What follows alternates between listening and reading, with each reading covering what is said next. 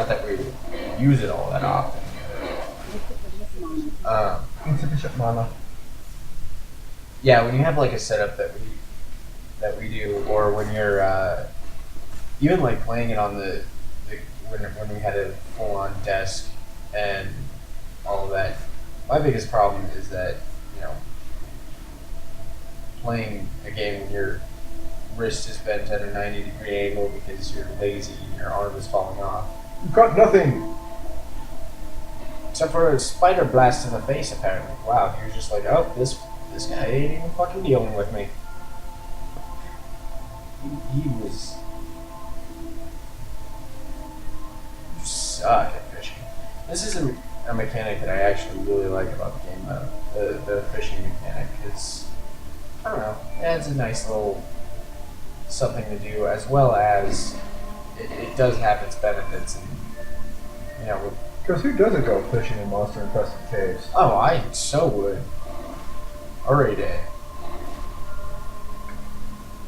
Could you imagine that? Like, a set of adventurers go out, and then they're in the middle of, like, a battle, and one guy just isn't there because he's fishing. I can see this happening in one of our D&D campaigns, by the way.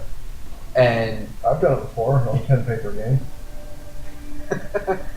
Everyone's, like, getting attacked by kobolds. Clockworks, go handle that! He's not there. What's he doing?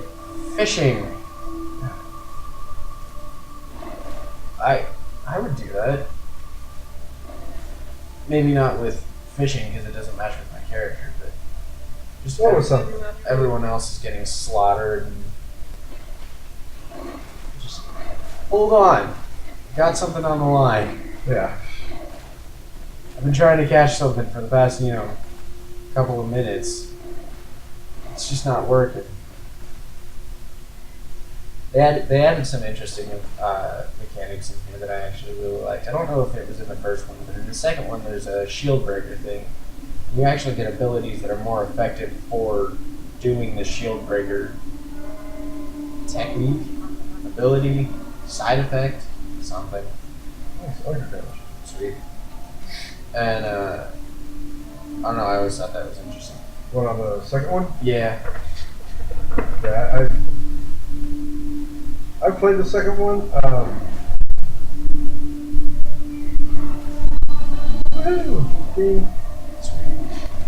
It had one thing that I felt when I was playing this game that would be a little bit more interesting if you were able to have someone with you when you were playing it.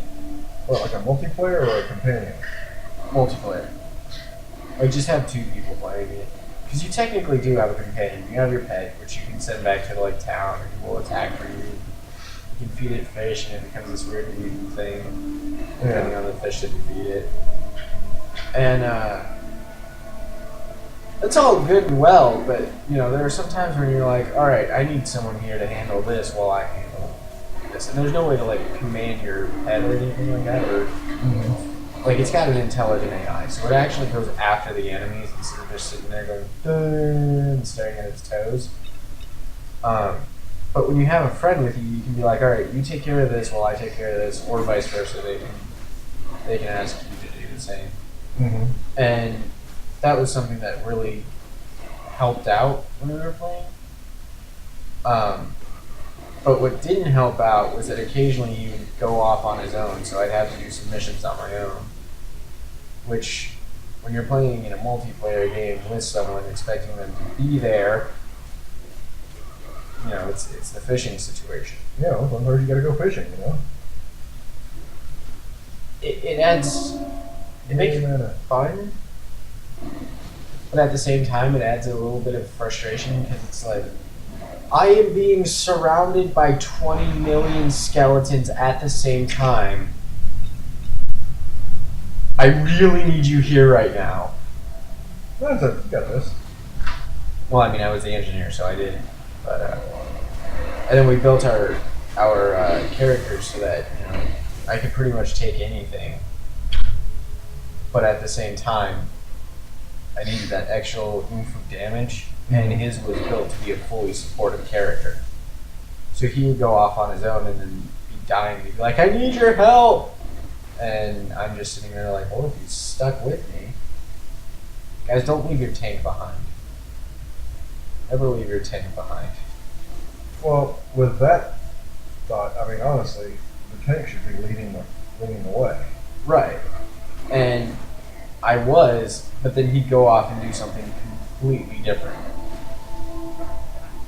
Which is just not good for anything. And then another game that had that multiplayer aspect where you kind of had to stick together because no matter how you couldn't build up your character, but no matter how you played your character, you still needed someone else there was Magic. And, or Magica or something like that. Really great game as well. Kind of janky controls. For those of you who don't know, Magic is a game that's kind of like this. It's a point-and-click adventure. You have like these spells, and in order to cast them, you have to type in different combinations on your keyboard using like the Q, W, E, R, and then the ones right underneath of it. And sorry, I'm trying to get. And it's a really great game. Like it's a great concept and all that. I do wish that the control scheme were a little bit better, but it what? You are in the middle of a battle. You should not be concerned about it yet. It looked like they were waiting. Yeah, I mean they were. Kudos to those guys. They were very polite. I mean, Almost they're right about killing them now. yeah, almost. Yeah.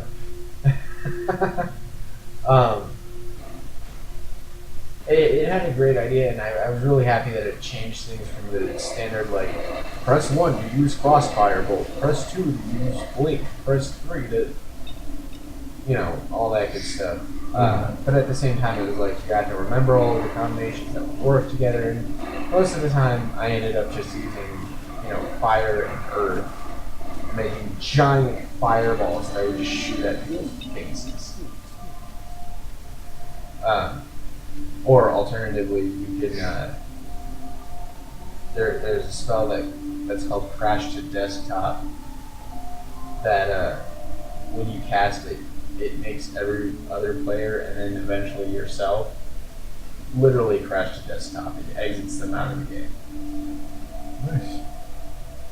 So we'd have moments where I would just randomly do that when he was starting to piss me off. And then I had it memorized at a point. And then they had some interesting mechanics to it. Like, you could, the one that I always used was this, like, tech mage. Mm-hmm. And he uses this, like, Tron disc thing to attack. Like, that's his melee weapon, kind of. And, because you got, like, melee weapons, and then you got, like, a slight range one. Mm-hmm. And,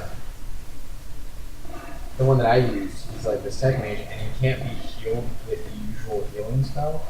You have to cast lightning at him. Nice. Yeah, and there's one enemy that attacks using exclusively lightning. So I would just sit right in front of him and be healed every time he attacked, and just bash That him. wasn't very well thought out, now was it? No, it really wasn't. Well, the mage that I used wasn't originally in the game. It was one of those that was added in later. Luckily, I didn't have to pay for it. I don't think I would have, just because I didn't have the money and, Story of our life. yeah.